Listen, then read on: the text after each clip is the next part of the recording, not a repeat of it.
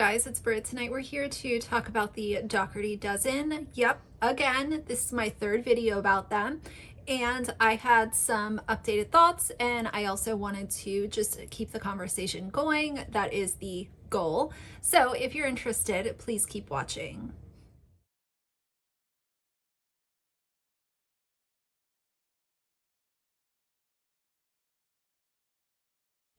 All right, you guys, so I was over on the Reddit this evening. I was also just kind of reflecting on some of my opinions, and I like to make sure that I'm updating my opinion if and when it changes, because I think that that's just what commentary channels do. If you change your opinion at some point in time on something that you delivered, then you can circle back and give an updated opinion. And there for, a little while, I'll probably get them on this video too. Go look at the comment section. I'm not sure. Going off assumptions based off history here, but I will probably get a fair amount of their fans and stans in my comments, defending what Alicia is doing on her TikTok and other social media platforms. And when I see a strong presence like that, I do like to reflect and say, did I get it wrong? Like, is there something that I'm missing? But then I remember that we're talking about a family vlogger, and in my opinion, as I've stated in the past, if you are trashing the privacy of your children, whether they came to you through adoption, they're your biological kids, they're foster kids, they were placed through a family with you because you're friends with their mom, none of that matters, because at the end of the day, all of the kids deserve equal privacy.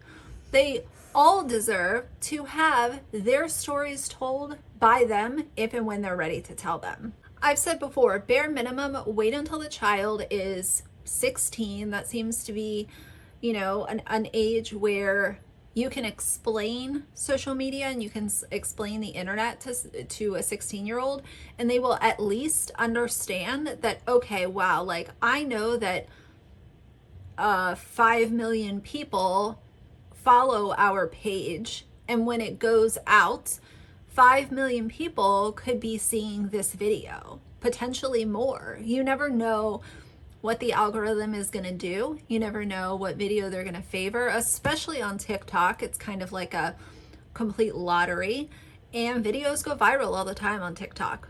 So my point has always been, just allow the child to tell their own story. And an argument that I get a lot from Alicia's fans is that by her sharing medication, medical diagnoses, past trauma, present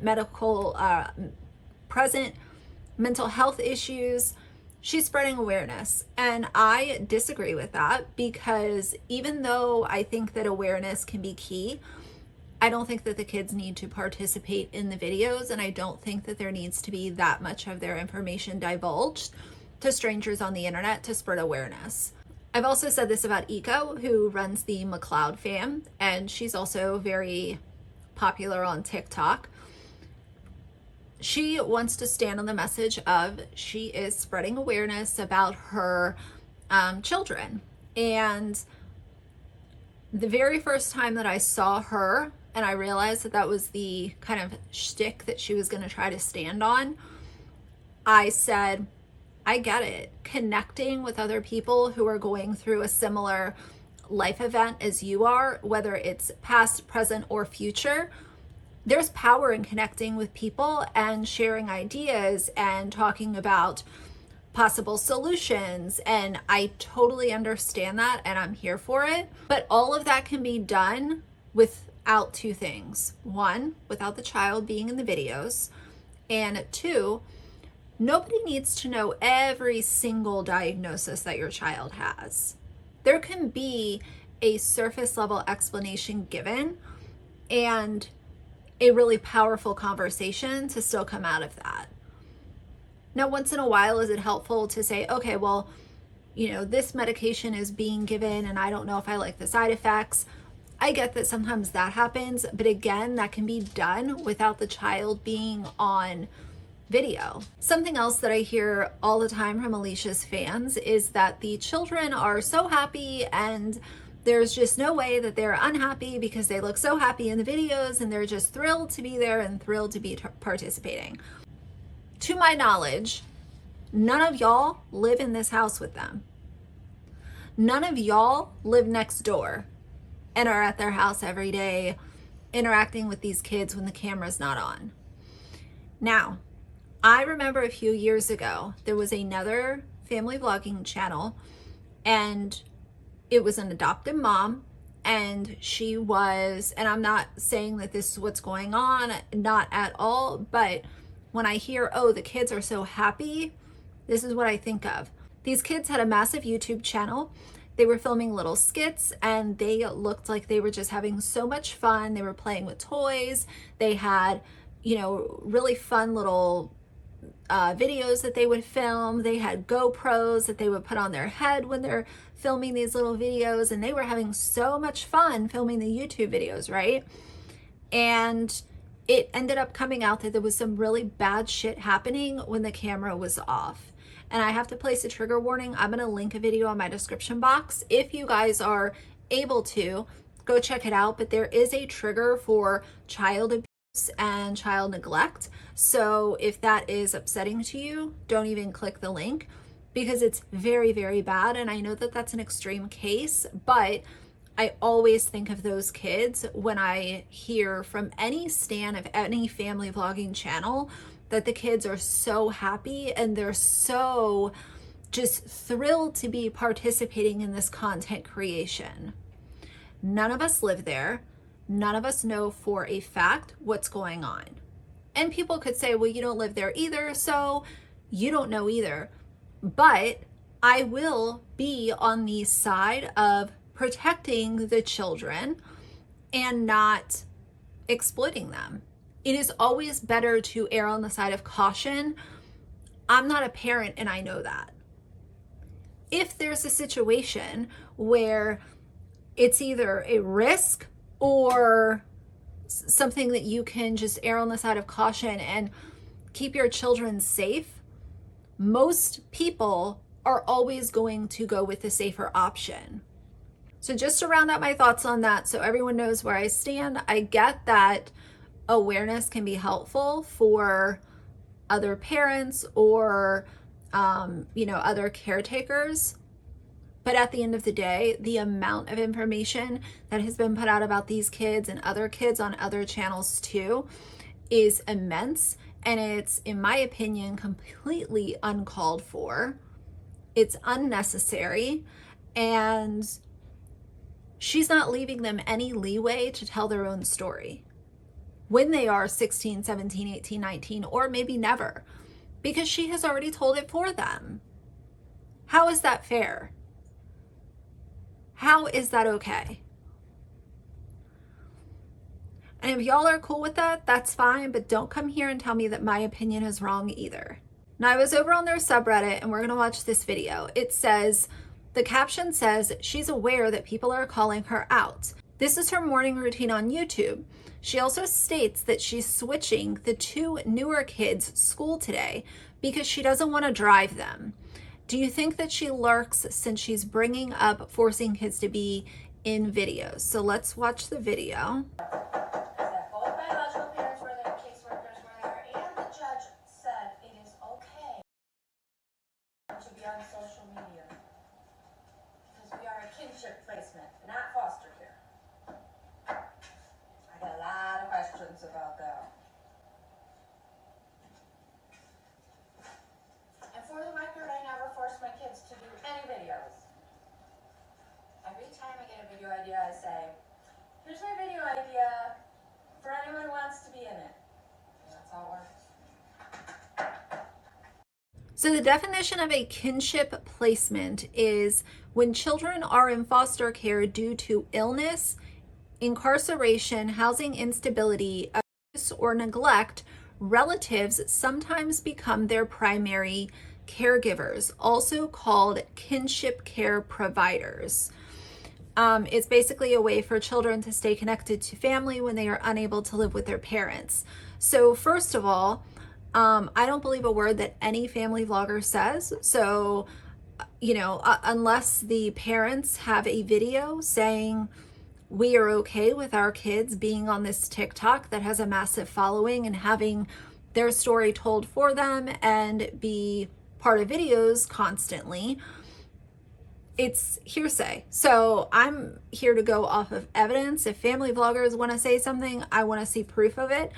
But that's also just my history of realizing that family vloggers lie. They constantly lie. It's all the time. It's a very everyday transaction for them is to just lie. They do it they do it so quickly and so easily that a lot of their young followers will just follow along because they're not on the side that I'm on to say it's actually wrong to have these kids' stories told for them and they deserve privacy. So that's the first thing. Secondly, that's great that she clarified that it's a kinship placement, but I will still stand on the side to say that it doesn't matter. If it's a bio kid, if it's a adopted kid, if it's a kinship placement, if it's foster, if it's a friend of the family, at the end of the day, there is an additional problem because they are not her permanent children with permanent full custody under her. This is a temporary situation still.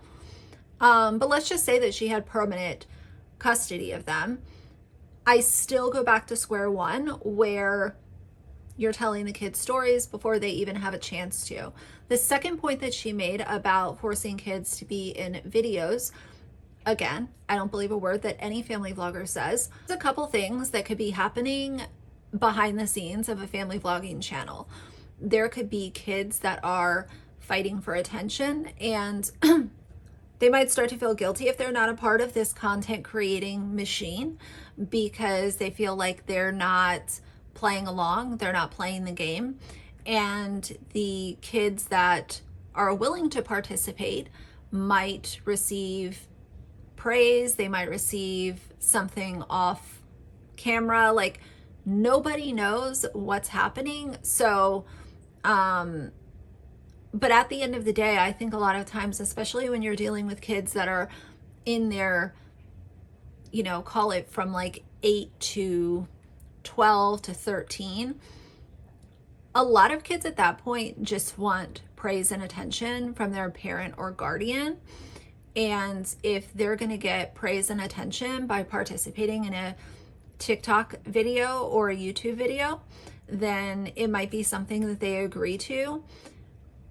I never really had a big question about actually forcing kids to be in videos. That was not one of my top concerns. But since she mentioned it, I figured that I would just say nobody knows what's happening off camera, but if they're going to participate in videos, they're going to participate in videos. But the biggest problem that most people have with Alicia and a lot of other family vloggers as well is the fact of what kind of info she's sharing about these kids when it's not her story to tell. Hey, Auntie Lauren here. So how did I meet Alicia and Josh? So just like anyone, I came across Dougherty Dozen on my FYP. I was quite intrigued by their story, so jumped on and started watching a lot of their videos. Came across a video relating to and his class. Became quite emotional. So then reached out to Alicia on Instagram just to tell her how amazing she was. And I guess you could say the friendship blossomed from there.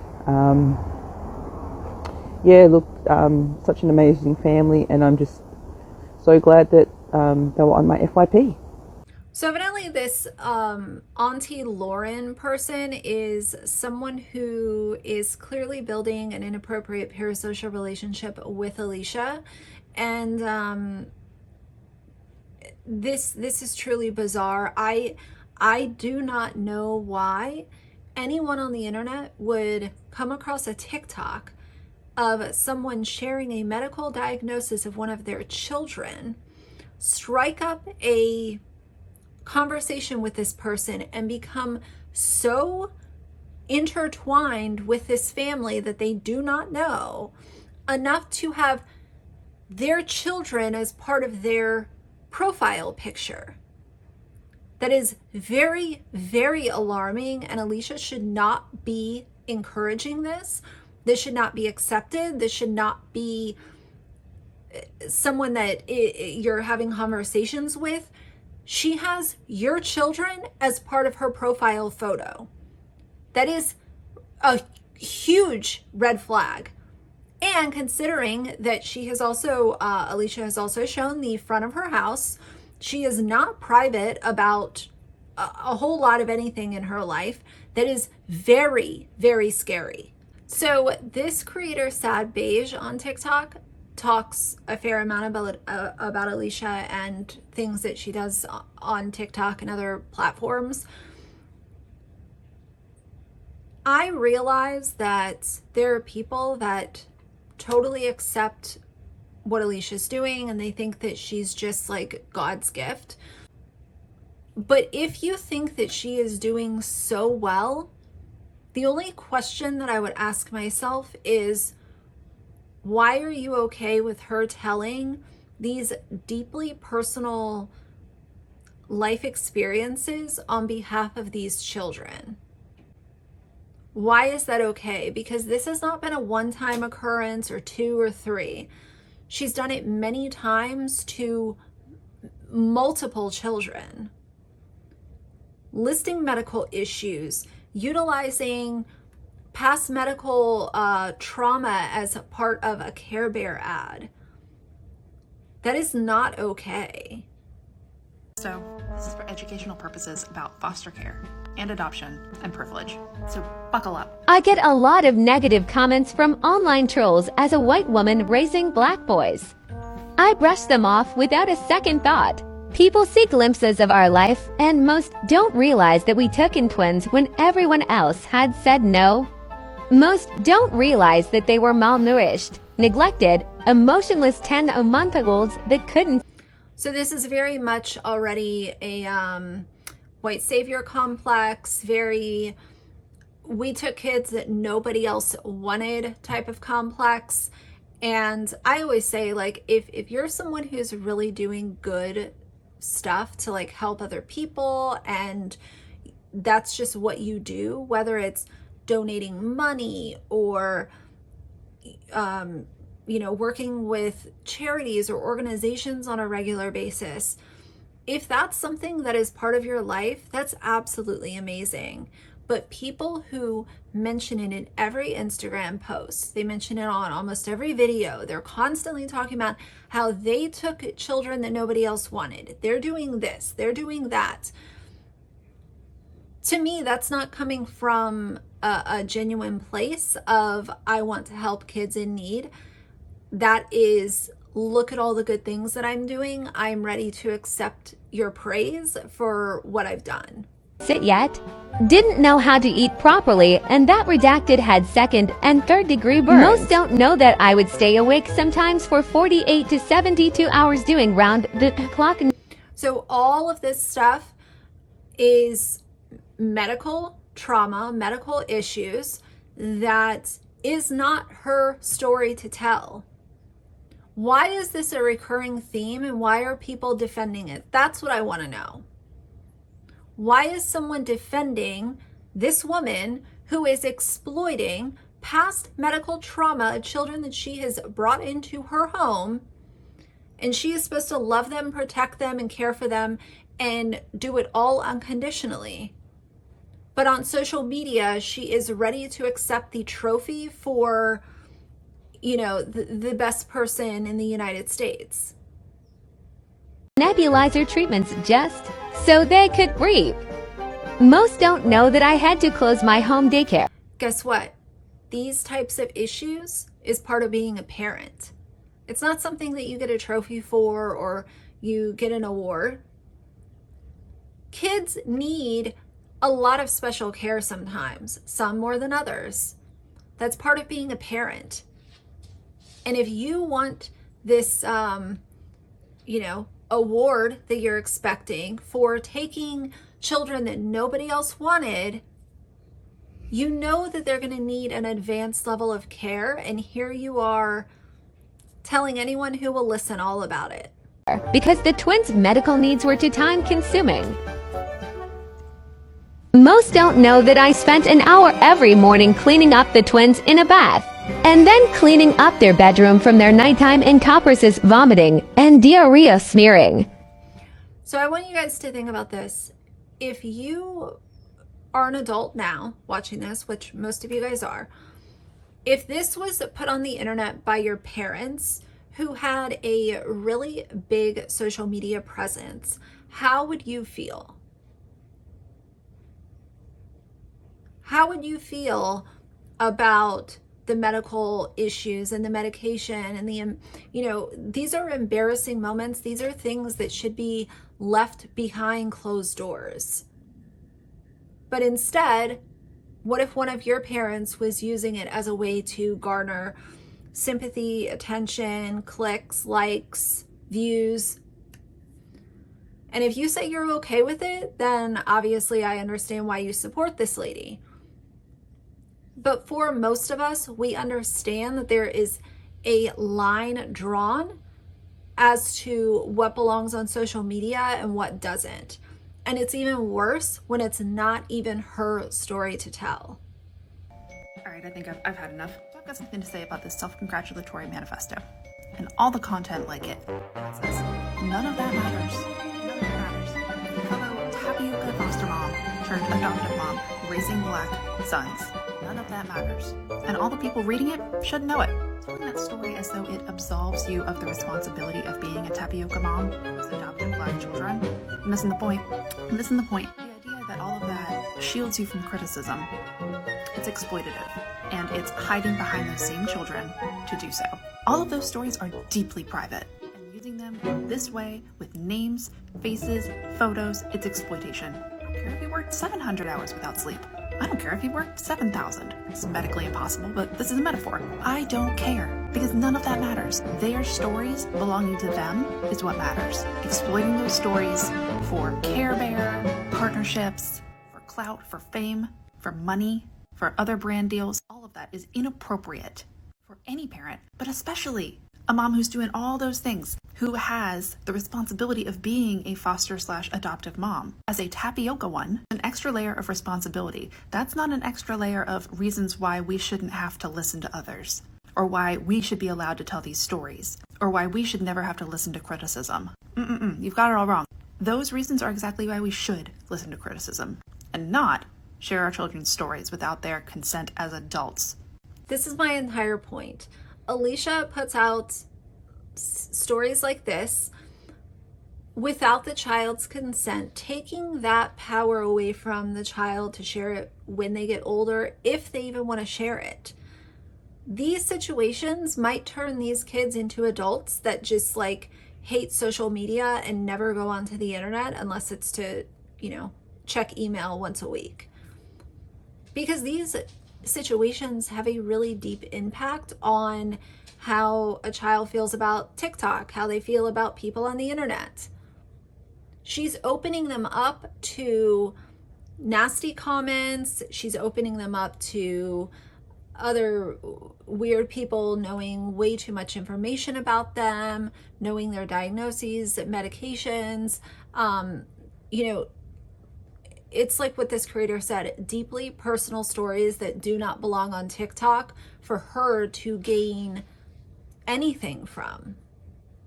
So I understand the power of having a community, but this is the wrong way to go about it. And that's my opinion.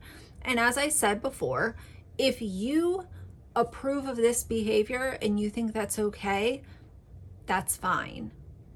But those of us that would rather the child's story be told by them if and when they're ready to tell it down the road, don't run around telling us that we're wrong when we are erring on the side of caution because children cannot consent, and it doesn't matter which way they got into your house, they cannot consent.